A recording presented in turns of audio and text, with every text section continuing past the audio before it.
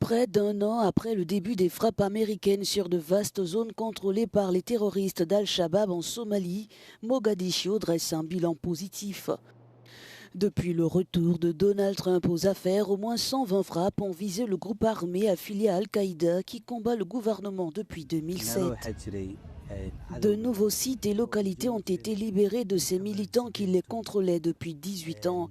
Il s'agit notamment de plusieurs zones dans le Bachabel, dans Jilb Marka, Gendersh et Dahnan.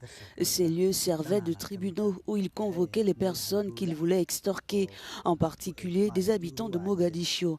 Grâce à Dieu, nous avons finalement repris le contrôle de ces territoires avec l'appui de l'armée nationale somalienne.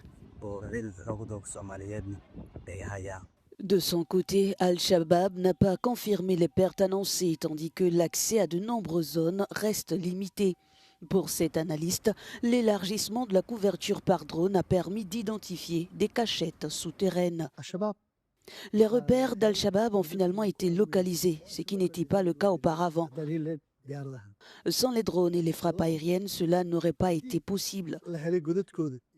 En outre, ces attaques ont détruit leurs stocks de munitions, de nourriture et d'eau, affaiblissant considérablement leurs forces d'infanterie, désormais plus facilement repérables.